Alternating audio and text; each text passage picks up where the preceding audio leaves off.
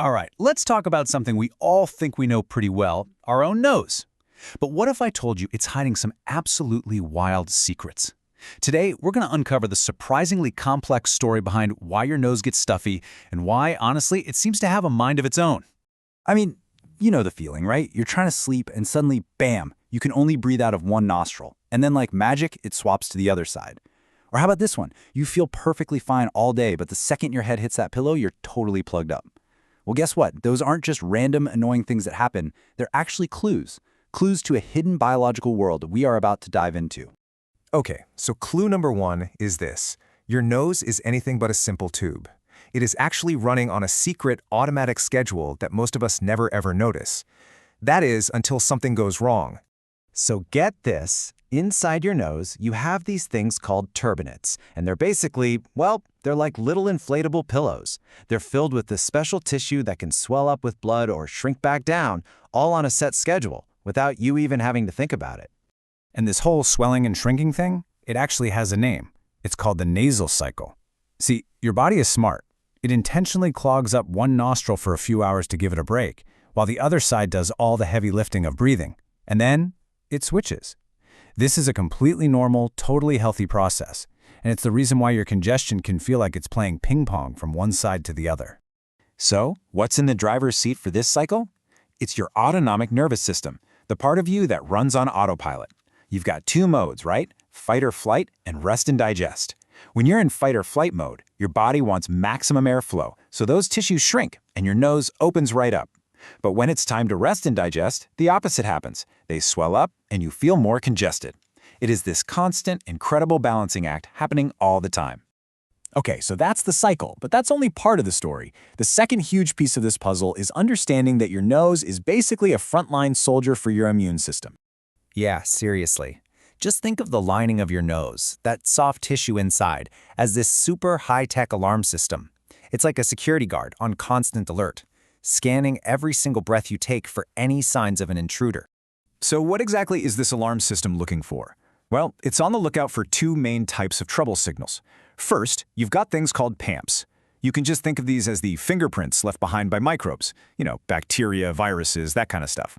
Then you've got DAMPs. These are danger signals sent out by your own cells when they're stressed out or damaged. And when the system spots one of these signals, it kicks off this simple but really powerful chain reaction. Step 1, the signal is detected. Step 2, these specialized alarm receptors get activated. And that leads to Step 3, a full-blown inflammatory cascade begins. It's basically the body's way of sounding the alarm and shouting, "Intruder alert! All hands on deck!" Now, this alarm system is obviously crucial for keeping us healthy. But what happens when that alarm gets stuck in the on position? Well, that's when our everyday stuffy nose can turn into something a lot more chronic and annoying. See, if your nasal lining is just constantly getting hit with these intruder and danger signals, it can get locked into this state of chronic, low-grade inflammation. And that is what drives all the symptoms we know and hate. That constant stuffiness, way too much mucus, and over time, it can even cause the tissue itself to change, leading to things like nasal polyps. So if the problem is basically an alarm that won't shut off, how do you fix it? Well, turns out there are two completely different ways to think about calming things down. And I really love this analogy to explain it. You can either go upstream and try to reduce the triggers themselves, basically get rid of the smoke that's setting off the fire alarm, or you can go downstream and just cut the wire to the siren, blocking the body's response so you don't hear the noise. Let's look at the upstream approach first. The goal here is pretty straightforward. You want to lower the number of those intruder signals that your nose has to deal with, right?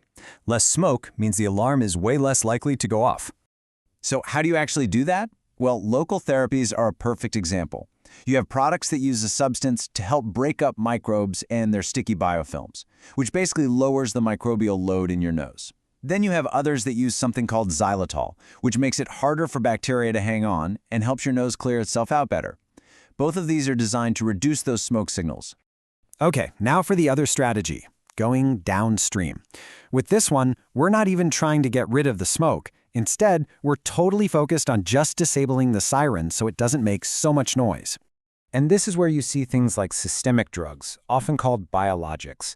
These are super targeted drugs designed to find and block the specific messenger chemicals, the cytokines that carry that alarm signal all through your body.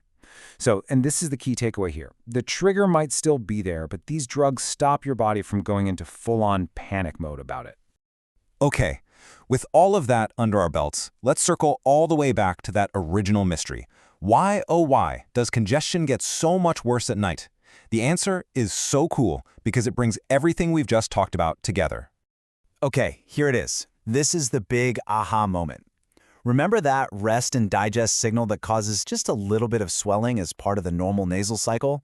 Well, in a healthy nose, that signal causes a mild, totally tolerable shift in airflow. No big deal. But in a nose that's already inflamed and irritated, that exact same signal causes a massive overreaction, leading to severe congestion and a total blockage.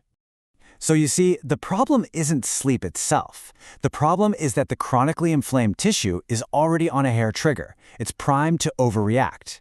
So when your body does its completely normal, healthy shift into rest and recover mode every night, that sensitive tissue just freaks out. So when you step back and look at the whole picture, it's clear that your nose is so much more than just a simple passageway for air. It's the stage for this incredibly complex and dynamic balancing act that's happening 24/7. And this quote really just nails it. The nose is a dynamic organ, governed by your nerves, your immune system, and the health of the barrier itself. It's this constant dance between all three that determines whether you breathe easy or not. So the next time your nose feels a little stuffy, maybe you'll have a new appreciation for the incredible biological drama that's unfolding. Kind of makes you wonder, right? What other everyday things our bodies do are way more complex than we ever imagined.